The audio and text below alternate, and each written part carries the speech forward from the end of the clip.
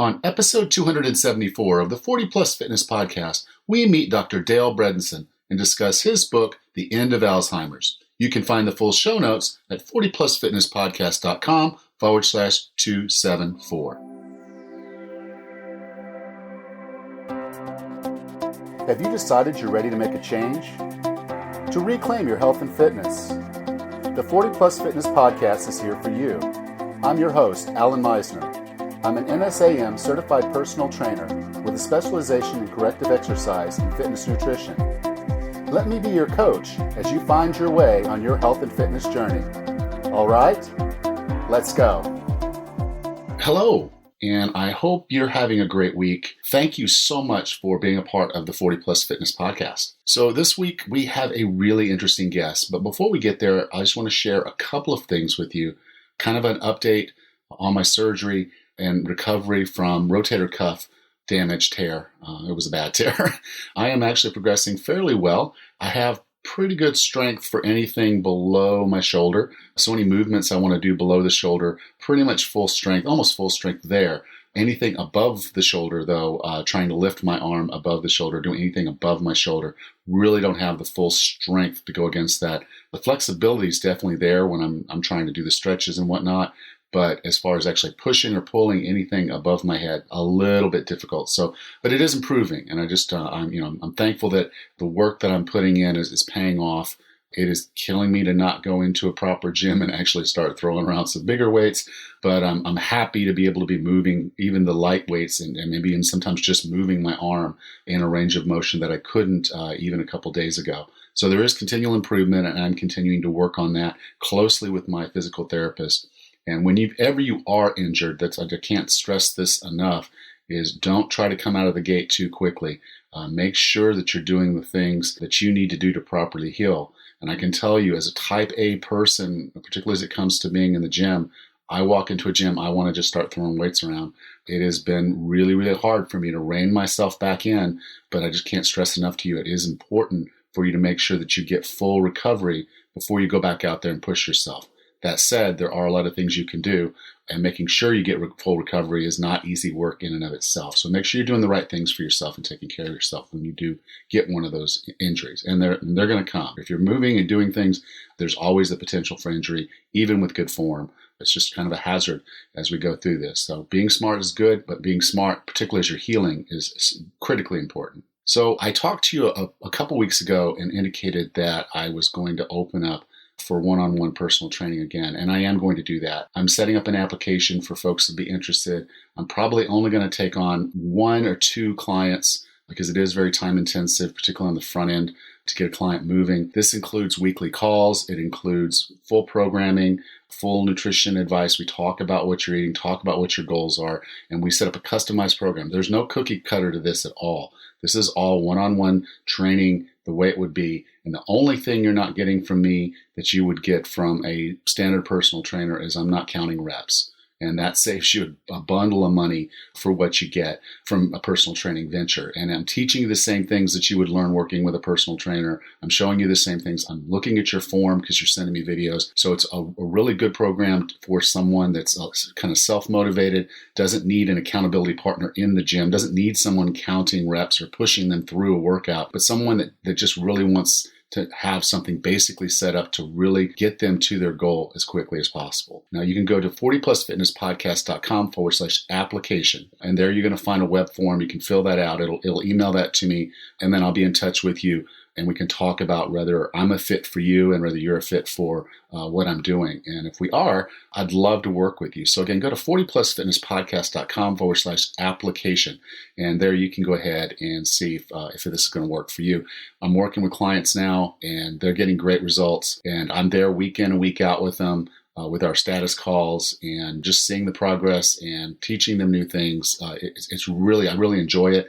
And I'm glad I'm able to free up some time to work with a couple more people. So 40plusfitnesspodcast.com/application if you'd like to train with me. Now, our guest today is going to teach us a lot about Alzheimer's. His book is really, really good, The End of Alzheimer's. And so, he posits, which a lot of doctors don't believe, that you can actually you can prevent and reverse the cognitive decline of Alzheimer's. And a lot of doctors don't believe that's true, but he actually has proven it in a clinic and with patients. So he is the internationally recognized expert on neurodegenerative disease. He's been on the faculty of UCLA, University of California, San Francisco, and the University of California, San Diego. And he served as the director of program on aging at Burnham Institute. And he's the founding president and CEO of the Buck Institute. So this guy, is really, really engaged with aging, with the way our brain works. And when we have a neurodegenerative disease, he is the guy that knows how that stuff works. It's a really cool conversation. I'm really happy to bring you Dr. Dale Bredensen. So with no further ado, here's Dr. Bredensen. So Dr. Bredensen, welcome to 40 Plus Fitness. Thanks so much for having me on. As I was sitting there and my grandmother, last time I saw her, I realized that I was having a moment with her, but she was not really having a moment with me. She was having a moment, but it was really not with me. And that's when I realized that there was kind of a disconnect between where she was mentally and where I was. And unfortunately, I wish we'd been together. I wish I could have connected just like that one last time, but I didn't get that. And, that's part of dementia, which wasn't Alzheimer's, but Alzheimer's is a subset of this. And it's kind of one of those things that hit home to me that, as we kind of go through life, if you're going to go, you want to go, we all want to go like out in the flame, and we don't want to go out slow. But unfortunately, that's not how Alzheimer's works. That's exactly right. And it is, as you know, it's now the third leading cause of death in the United States. It's the most common cause of dementia. And in fact, dementia is the number one cause of death in the United Kingdom today. So this is a real problem. It's a disease that's on the rise, and it's a disease for which there has been no treatment. It is the number one health concern of individuals as we age. So I think your story is poignant, and certainly a story that I'm sure is shared by many people. And it's just really concerning of the number of people that are kind of coming up on these numbers. And I don't know if it's because now we finally have some data of people that are living past 70, but there's people well before 70 that are starting to show symptoms of this. They're starting to show this is happening to them. This has been a really shocking revelation to me, because when I trained in neurology years ago, we did not see people the way we do today who were presenting with what has turned out to be Alzheimer's disease in their late 40s and early 50s. And now we are seeing many people. And actually, I went back to a couple of my colleagues from neurology and said, wait a minute, did we see this when we were training? And none of us had seen this when we were training. These are people who have non-familial Alzheimer's, certainly familial, which is rare. It's the 5% of cases or so.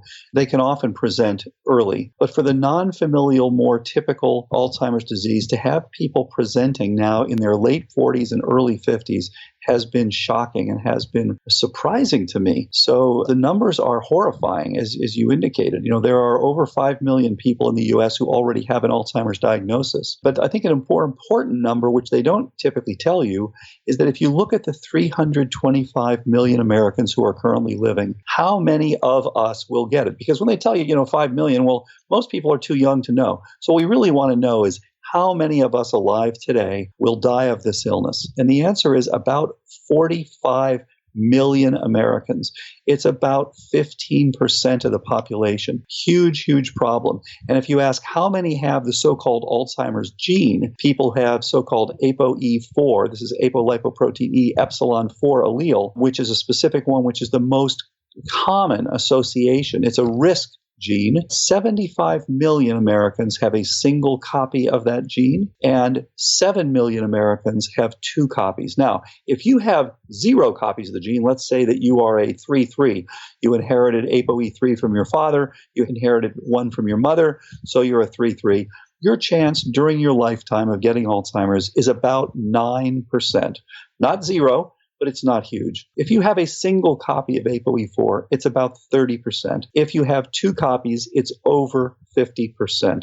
So the goal here is to identify everybody at risk, just as you look at people, for cholesterol, for heart disease, and to make sure that nobody who's at risk ever gets this disease. Well, okay, here's the funny thing. You're going to put those odds out there, and I'm going to say this. Okay, you're willing to buy a Powerball ticket with a 1 in 240 million chance of winning, but you have a 1 in 11 chance. If you don't even have those genes, you have a 1 in 11 chance of getting Alzheimer's. So 1 in 11 versus 240 million to 1. When you start talking odds, I think that's really kind of where people have to wrap their minds around is this is a lot of people. Oh, no question. It's huge. And so let's take a step back and let's really talk about what is Alzheimer's. I mean, obviously, I think most people know, okay, you kind of lose mental capacity, you start forgetting people around you, and it gets worse, progressively worse. And really to the point of where it's tragic if you know someone who's going through dementia. But let's talk about what are the basics of what's happening here with this disease. Yeah, that's a great point. And the fact of the matter is this is a progressive, dementing illness so that you progressively lose your cognition. For most people, it starts with learning new things. It starts with losing new memories, not old ones. So people will remember their first grade teacher, but they won't remember what they had for breakfast that morning, that sort of thing. However, in other people, it will start with what we call a non-amnestic presentation. So they don't lose their memories first. They lose the ability to organize or to speak or to read or to calculate or to identify objects that they look at. These are all things that are associated with what's called the parietal lobes of the brain. So very different than these amnestic presentations. And it actually means something quite different when you see that sort of presentation. But ultimately, because it is progressive, you lose everything. So you lose the ability to do all those things, as you indicated earlier, and you're not really sentient. You're not there. You don't share the moment with your family member. That is the problem ultimately. So this is why you want to get prevention or as early as possible reversal. So as we kind of look at it, it's not so much you forget a birthday or you forget this or that. It's suddenly you've put your keys in the refrigerator. Yeah, so you can absolutely do things incorrectly, and then you kind of mix up what you're supposed to be doing. That's often part of the non-amnestic piece. What's interesting is that people will lose that ability to learn new things. So one very common thing that people will tell me, I was out to dinner last night with my spouse. They asked me the same question 3 times. One at the beginning of dinner, one in the middle of dinner, one at the end of the dinner. It was the same question. They had no idea that I had answered it. Another common thing you'll hear is person will say, I was driving down the street. I pulled up. I'm in a normal place, my neighborhood. I know this place. I suddenly had no idea which way to turn. So they lose the spatial memories that they have. Another very common presentation. And then we hear things like, I'm at my job, but I just can't organize things anymore. I just can't do multitasking anymore. I can't do the things that I used to do. And those are all very common presentations. And so if we're listening to the people we care about or we're paying attention, and I guess it'd be harder if you're paying attention to your own behavior, but if the people around you are struggling with those things, those are early warning signals that something is awry. Yeah. So if you start losing these sorts of things that you've been able to do, and people call them senior moments, and people say, I just had a brain cramp, and there are all sorts of things. And I hear all these things, and they'll say, well, my spouse isn't that great either. This is a normal thing. One guy who had well-documented Alzheimer's, positive PET scan, amyloid PET scan, hippocampal volume decrease, ApoE4 positive, everything typical, had already been evaluated by a neurologist. His wife said, no, you don't have Alzheimer's. This is just a few senior moments. We all have that. Well, so this is the key to understand when it is that it's just a few senior moments and when it is that it's really Alzheimer's. And by the way, when you're having those senior moments, clearly things aren't going perfectly anyway. So part of the goal here is to optimize everybody's cognition, not just people who have full-blown Alzheimer's disease. So let's take a moment to talk about the amyloid plaques. What is actually going on there? Because I've heard a little bit about how that's a symptom of the problem, or that is that is the problem. And that has been the controversy. Very good point.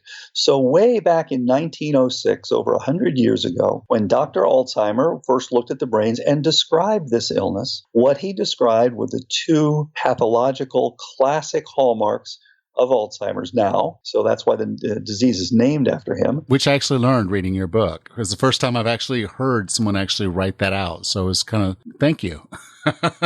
Yeah, we tried to write this for everybody so that everybody would learn something. I even had for the scientists, for the physicians, for the caretakers, for everybody to read this. That's the whole idea here, to get the information and to make this a rare disease. As I said in the book, this is something that should be, if we all do the right things, this should be a rare disease because we are participating in our own Alzheimer's disease. And of course, there's a chapter on how to give yourself Alzheimer's, really just to show people how many of these things we are already doing. That's the key. So back then, what Alzheimer's said was, look, there are plaques and there are tangles. And so when people then started doing biochemistry on this years later, they found out that the plaques were mostly made up of this stuff called beta amyloid, a peptide, a fragment of a protein in your brain that clumps together. And so that's an amyloid plaque. And then the tangles are made up largely of phosphotau, again, another protein that is involved actually with holding your neurons together. It's essentially the strength. It's a little bit like if you were to put up girders in your house to put on a new addition to your home, and you then put in the bolts to keep these things stabilized. The bolts would be the tau. And the tau gets phosphorylated when you want to pop the bolts off. So when, in fact, you want to pull those bolts off, you phosphorylate the tau and you pull back on the cellular structure, on the neurites that are growing there. So in fact, you can already see the signature. The brain of an Alzheimer's patient is actively pulling back on the connections. So here's the big surprise, and we talked about this in the book. People have claimed, just as you said, that amyloid is the cause of the problem. What we found out was 180 degrees different. Amyloid is a protective response made by your brain against three fundamentally different insults. So yes, of course, we want to get rid of that amyloid, of course, but we first want to get rid of what is inducing the amyloid. Otherwise, you're getting rid of the protection. It's kind of like saying we don't want to have police in our home all the time, but the home is getting burglarized every day. Okay, so fine, get rid of the burglars first, then send the police home. Sending the police home while the burglars are still coming every day doesn't help you. In fact, it may hurt you. And in fact, we've seen that sort of thing before. So here's the thing. When your brain makes amyloid, it is responding to one of three different things. Number one, anything that causes chronic inflammation. And that can be because you have Lyme disease. It can be because of herpes simplex. It can be because of P. gingivalis from your mouth. It can be because of other fungi, all sorts of things. Tick-borne illnesses, Bartonella, Babesia, Ehrlichia, all these things. In this sense, Alzheimer's is the neurosyphilis of the 21st century. The big difference is neurosyphilis is always due to one organism, Treponema pallidum. This is due to any of different organisms. This is about your response, not about the organism. So that's type 1 Alzheimer's. Okay, so if we take that back, I'm sorry, I got to slow you down a little bit because you're throwing a whole lot of words out there.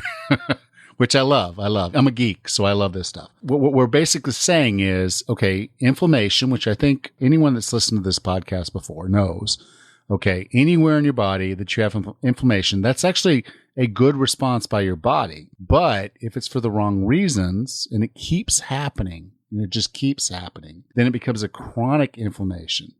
And once it becomes a chronic inflammation, then it's a problem. And so that's what we're talking about is we actually have a chronic inflammation. Exactly right. So chronic inflammation means there's something going on. And if, again, you want to give yourself chronic inflammation, the fastest way currently is to go out and eat a bunch of trans fats and sugar, and you will set up a chronic inflammatory state. Just keep eating a standard American diet and you'll have chronic inflammation. Of course, that will increase your risk for cardiovascular disease, and it will also increase your risk for dementia and other diseases, arthritis, all sorts of the typical diseases that we Americans get starting in our 40s typically. So that's one thing. And certainly you want to understand why that is. Do you have a leaky gut? That's one of the most common causes of chronic inflammation. So find out if your gut is leaky. Find out if you are leaking various pathogens, lipopolysaccharides, food fragments, all these sorts of things into your blood, and your blood is then responding with an inflammatory response. As we kind of look at a leaky gut, I actually don't talk about leaky gut enough on this show. I wish I did, but it's really hard for me to get scientists like you on the show. I mean, like guys like you that really kind of get to this stuff. So I want to take a moment to talk about leaky gut because leaky gut is basically where your permeability of the lining of your gut basically lets bad stuff in. So a lot of people have heard about gluten intolerance, but the reality is there's a lot of different things that can happen inside your gut that basically let bad things come in. So if you're eating, unfortunately, the standard American diet, for the most part, what you're doing is you're opening yourself up to toxins. And we're going to toxins in a minute because that's kind of the next thing we're going to talk about. But the reality of it is you're letting food fragments, just little stuff, and your body knows that's not what's supposed to be there. So it's going to attack it. And inflammation is actually the best response to a bad situation. But now, of course, because we've created it as a standard day-to-day thing versus a short-term thing, our body is constantly attacking. And unfortunately, creating antibodies or creating situations where we're now starting to attack ourselves. Yeah, that's exactly right. So as you said, leaky gut, it's a real problem. We do create exactly what you were saying, this autoimmune response and this chronic inflammatory response. And as you said earlier, it is there to protect you. And in fact, if you have an infection that's going to kill you, like pneumococcal pneumonia, your inflammatory response is an important part of surviving pneumococcal pneumonia. But as you indicated, when this thing goes on chronically, on and on and on, and you're not clearing the problem and you're continually being exposed to it, then it really wreaks havoc on your system, and you get cardiovascular disease and you get Alzheimer's. And by the way, the amyloid of Alzheimer's is nothing more than part of your innate immune response. So it is part of your immune response. So when you look in a brain and you say, oh, this person died from Alzheimer's, what you're saying is this person died from a situation in which their innate immune system was chronically activated for one reason or another. Absolutely. So now, as we kind of get into diving a little deeper into the causes, we've kind of already talked about the fact that there's inflammation and obviously sugar. Yep. So what we were talking about before was the types. So what happens is you get this protective response. So you can get the protective response because you've got this chronic inflammation. And what's the amyloid trying to do? It's trying to kill the bugs. So amyloid turns out to be a wonderful antimicrobial. This was published by Robert Moore and Rudy Tanzi out of Harvard. It's a beautiful antimicrobial. It actually kills things like fungi and things like bacteria. So it's a response. You're trying to protect yourself. And we think about it more and more like a mobile electrified fence. So imagine that you've got your beautiful blood-brain barrier, you're protecting your brain, and now imagine that something breaches that barrier, and it can be herpes, which comes, from your lips, as you know. It can literally go right into your brain. Imagine that it's bacteria. Imagine that it's fungi. You say, uh-oh, I've got to pull back. So you throw down the amyloid. What you're basically doing is downsizing and say, okay, I'm going to protect what I have left and kill what is trying to get to me. So again, you've got this downsizing phenomenon. So type 2 then is a downsizing due to a lack of trophic support. So your brain, you've got this amazing computer in your skull, which has almost 10 to the 15th connections or synapses.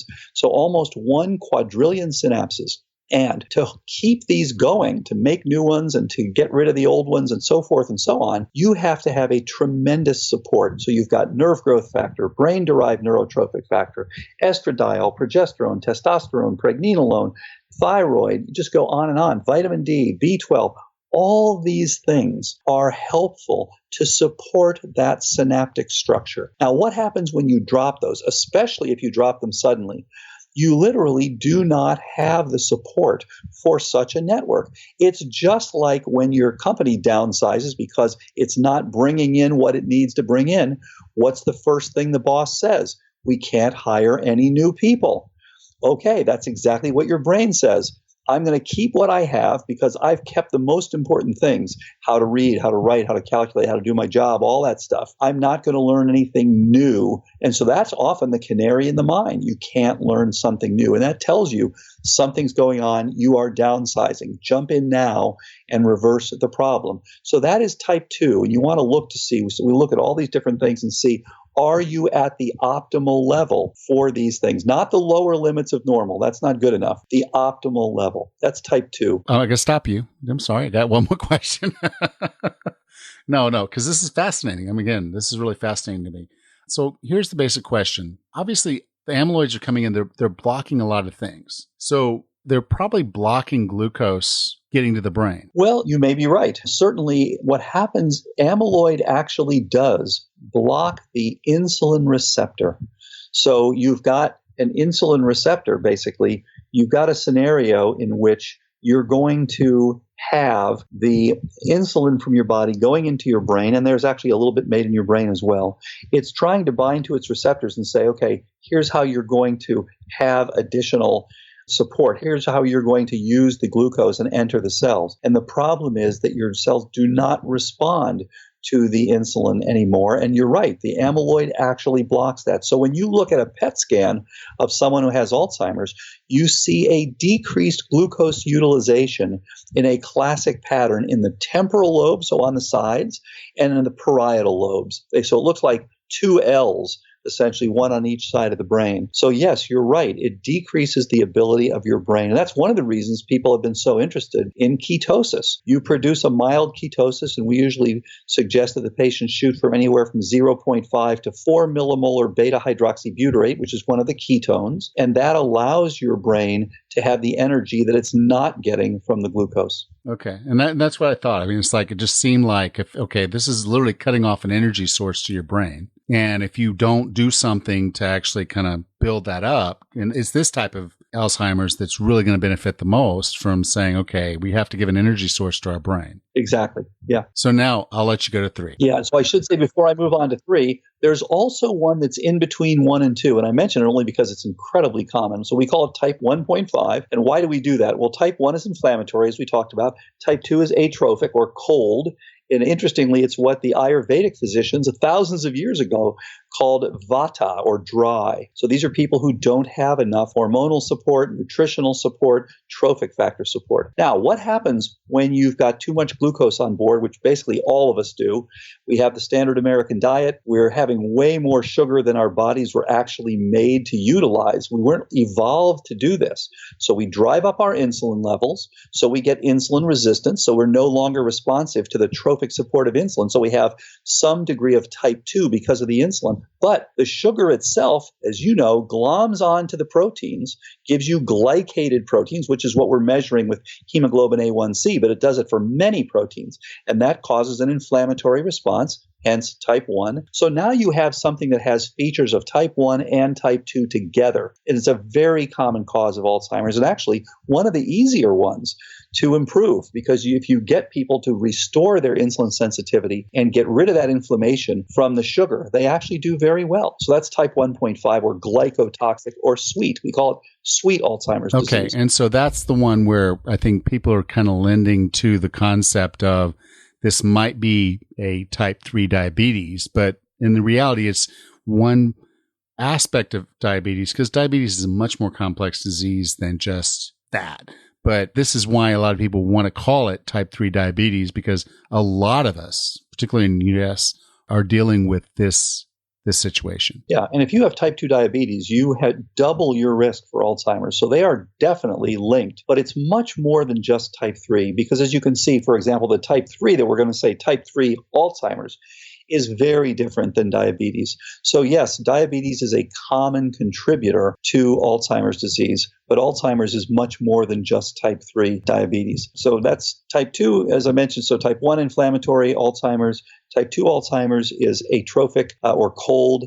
And then type 3 is toxic or vile. So it is toxic form. What happens is you get exposed to toxins over years, and you make the amyloid because it actually binds to the toxins and protects you from them. Here's a simple example. Let's say that you're exposed chronically to mercury. What happens? You make the amyloid. It binds to the mercury. So it prevents you from having the damage initially. Over the long haul, you're now going to downsize your brain. So you absolutely need to check with that. And of course, many people will say, oh, mercury is not an important cause of Alzheimer's. Well, when you look at large populations, it's not that common. So it's not a cause. But when you look at one person at a time for a very important minority, it is a key contributor. And until you identify it and remove it, you're not going to get better. I'm sorry. I keep stopping you, but I'm sorry. I'm geeking out on this. I love this.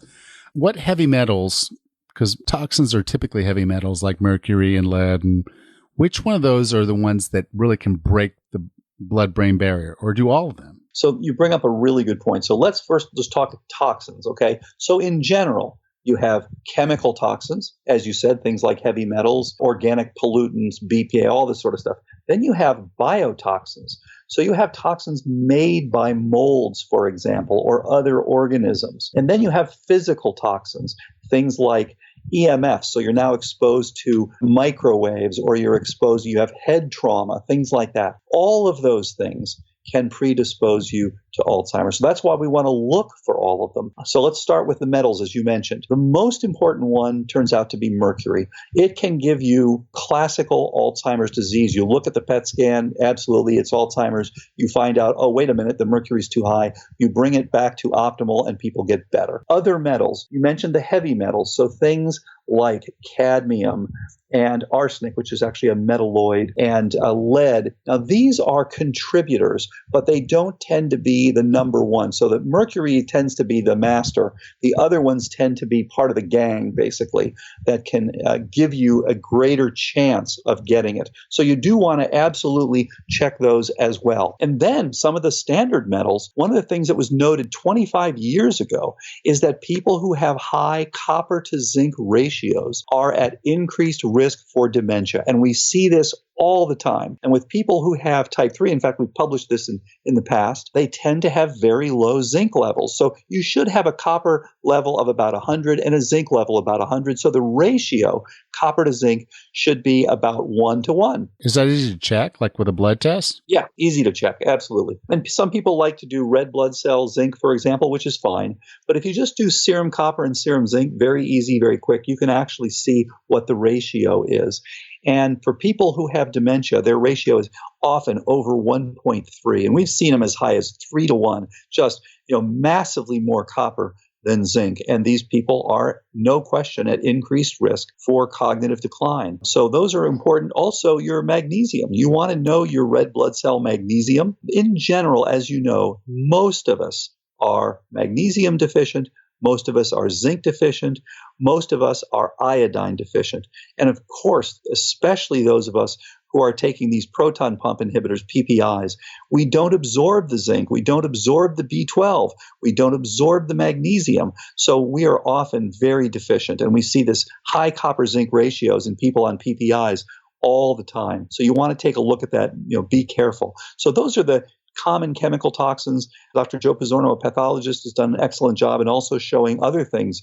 Aluminum was talked about for years.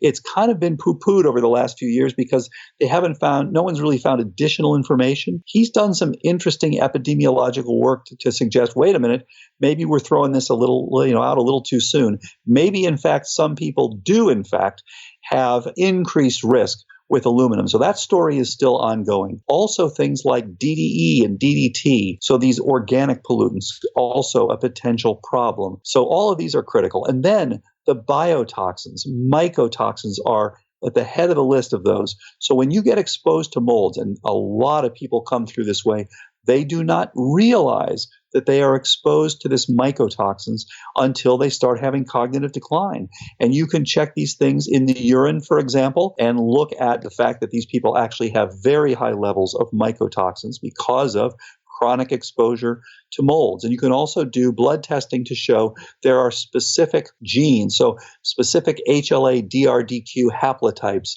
that are associated with sensitivity to these mycotoxins, which is why, the spouses will always say, well, it can't be something in our house because I'm exposed there as well. Well, no, that's the thing. One of them will not be sensitive to it and the other one will be sensitive to it. And that's the thing with my wife is we bought a house on the coast and, she walked in and immediately felt sick. And I was like, it's a little musty in here. I know it's musty, but I'm not feeling what you're feeling. And she was like, no, there's something seriously wrong here. So we've started working and we're remediating now. And I've got 2 dehumidifiers going in addition to the air conditioning and, HVAC, all that going. and like just trying to make sure that this is a place where my wife can be safe and live, but I'm not as sensitive as she is. Not that it wouldn't affect me, because again, it may very well be, even though I don't feel it the way she does. Yeah. So have you checked your ERMI score for your house? ERMI. This is the EPA Relative Mold Index. I just actually heard about, I was reading a book today and I actually just read about that. And I'm like, okay, yes, I need to actually do that to make sure that we take care of ourselves and our family, because, yes, our loved ones are in this house and we want to make sure we take care of ourselves. But take a step back. Go back, because I don't want to fluff up this. I really go ahead and go back and tell us about this test, because I think this is very important. So good idea. You mean the ERMI test? Yes, please. So ERMI was, as I say, produced by the EPA to protect people, basically. So it's the EPA Relative Mold Index. And you basically do swipes, and you can send it, and you can do it, for example, online through Mycometrics. You swipe these things, you send it in, and they look for how many, basically the count, they quantitate and qualitate. They'll tell you what mold species are there and what sort of numbers. And in particular, you want to know the ones that make neurotoxins, of course. So you want to know about Stachybotrys. You want to know about Penicillium. You want to know about Aspergillus. You want to know about Chetomium. And there are a few others, but those are the big four. And you want to know whether those are at a high level. Now, if you get a score of 0, that is average. That means you're right in the middle for the United States. Average. God, I hate that. 0 is average. You want to be average or below. You certainly don't want to be over 2. But I hate average. I'm sorry, I hate average. I mean, come on. Go for -2 or 3 or something. That'd be even better. But anyone who's got a mold-related illness, and certainly if your wife has problems with it, very likely check her HLA-DRDQ. She probably has one of the sensitive HLA-DRDQs, and she'll want to be in a place that's certainly less than 2. And all the people we see who have cognitive decline in association with these mycotoxins are running around with ERMIs in their homes of 6, 8, 10, 14. I mean, these are way, way too high. And when you get them down to less than 2, they actually do quite well. So now let's take a step back. Let's talk about, in the book, because you put forward kind of a protocol you call RECODE. Right. That's for reversing cognitive decline. Right? Yes. So tell me about your RECODE protocol and how that works. So, the idea is quite straightforward. And, if you took this problem to any engineer, so let's say you went to an engineer. And I work with a lot of them. There you go. Okay, you went to an engineer and you said, I have this unbelievably complex machine. It's the most complex machine in the known universe, and it's called a human being. And something's wrong. And I want to tell you just a tiny, tiny data set. I'm going to tell you serum sodium, serum potassium, maybe chloride, maybe glucose. I'm going to tell you a couple things, and I want you to figure out what's wrong, and I want you to figure out how to fix it. The engineer would laugh you out of the room and say, that is ridiculous. So how did we get to this crazy situation? And when you think about it, it absolutely makes no sense whatsoever. It's because 100 years ago, we were all dying of acute illnesses. They were infectious. TB, diphtheria, pneumococcal pneumonia, all these things. With those, you could use small data sets. You just wanted to know what the heck is the infection. And then you get rid of it with a medicine like penicillin or isoniazid, any of these things, okay? So simple. Now the problem is we're now virtually all dying of complex chronic illnesses, Alzheimer's, cardiovascular disease, cancers. These are the things, type 2 diabetes, as you mentioned earlier, osteoporosis. These are all very, very different. And so what's happened is we have been using our checkers strategy for a chess match. We're now looking at things that are much more complicated. And therefore, you have to, first of all, get much larger data sets. You have to look to see what are all the things that contribute to this decline. So instead of looking for the silver bullet like penicillin, you are now going to design silver buckshot. You're going to get a whole bunch of things that are targeting in a personalized way everything that is contributing to the problem, whether it's cognitive decline, whether it's risk for cancer, or whether it's cardiovascular disease, or what have you. It makes absolutely no sense to look at a couple things and then say, oh, this is a mysterious illness. We don't know what it is. We're going to try to treat it with a monotherapy. Monotherapies have not worked for complex chronic illnesses. So RECODE is all about reversing. And I love that quote. Can you say that one more time? Because that was beautiful. So monotherapies have not worked for chronic complex illnesses. And also remember, when you use a monotherapy, you are trying to avoid nature. You're trying to avoid what actually caused the problem, the so-called root cause. What you want to know, if you're having problems because you're exposed to mold, you don't want to give yourself something that just boosts for a few hours your ability to think through the mold. You want to know what the mold is, where it is, and you want to remove it. So you want to remove what's actually causing the illness, not try to skirt the problem and continue to go downhill. That's the key. So we developed a computer-based algorithm that looks right now at 150 different things. For a computer, 150 is tiny. But for us as physicians, that's more than we usually look at. So it looks at all these different things that are all drivers of cognitive decline. And then what it'll do for you is it'll calculate what percentage of your risk or of your cognitive decline is due to each subtype of the illness. Do you have 70% type 1 and 20% type 1.5 and maybe 5% type 2 and 5% type 3, for example. And then it will look at all the different contributors, and typically we find between 10 and 25. We've never yet seen a person who has Alzheimer's due to only one thing with no other contributors.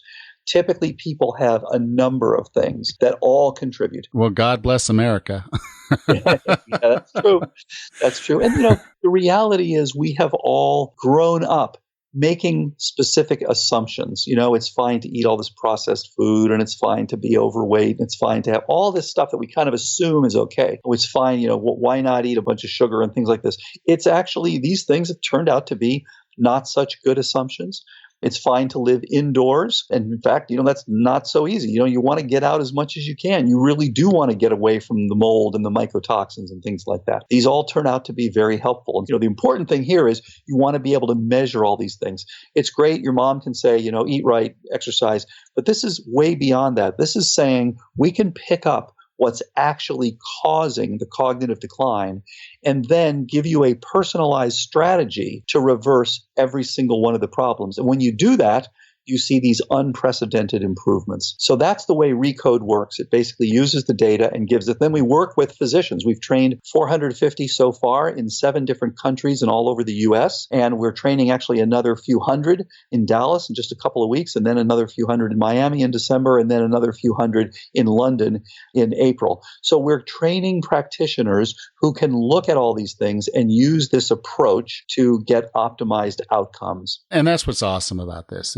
is literally you're taking the science of it and saying, okay, this is not a single disease. This is 3.5 of them. And literally we're declining if we're not growing. And it's our lifestyle, for the most part, that's driving a big part of this, because we're creating the inflammation in our lives. We're deciding our nutrition.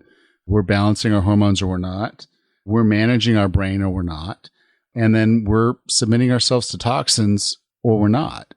And we get to decide those things. And that is the core driver behind Alzheimer's. That's exactly right. And of course, genetics play into all this, but they're not the final arbiter. As we talked about earlier, they give you risk, but they do not give you the disease. And in fact, we're working with a group that has now over 1,300 on a social network, all people who are ApoE4 positive. It's called apoe4.info, just a wonderful social network. And these people all go on the program and are doing very, very well. So the goal here is to make Alzheimer's disease a rare disease, which it should be. It should be, yes. So again, Dr. Bredensen, I really appreciate this book. I really appreciate the work you've done here, because I think you've really kind of just mapped it all out of saying, you decide. This is your life and this is your family's life. And if you want to avoid the odds, if you have the odds against you based on your genetics, or if you just want to make sure you're living a more cognitive, strong life, these are all great tools. And I really appreciate all you've put in the book. And I do hope people get this, because it's the end of Alzheimer's. And I really do hope that you're helping us get to that point. Thank you so much, Alan. And you made a really important point there. It's not just all the books, written for everyone. It's not just for people who are getting Alzheimer's who are at risk. People who are cognitively normal or believe they are will actually improve their cognition by doing these same things. So as pointed out by Dr. Merznick, who just won the Kavli Prize in Neuroscience and is the father of brain training, in fact, improving cognition reduces accidents, reduces plane crashes, all these sorts of things. So this is about preventing Alzheimer's, reversing cognitive decline, and improving cognition. It's awesome. So again, thank you, Doctor, so much for being a part of 40 Plus Fitness. Thanks again, Alan. If you enjoyed today's podcast, would you please do me a favor? Would you go to 40plusfitnesspodcast.com/274 and then take the link and post that to your Facebook to share it with your friends and families. Alzheimer's is a disease that's going to affect many of us as we age, and having the tools that you learned today is very important for just about everybody. So please take just a moment and share a link to 40plusfitnesspodcast.com/274 so your friends and family get this information as well. Next time on the 40 Plus Fitness Podcast, we meet Gretchen Rubin and discuss her book, The Four Tendencies. This is a cannot miss episode, so I'm looking forward to seeing you there. Until then, have a happy and healthy week.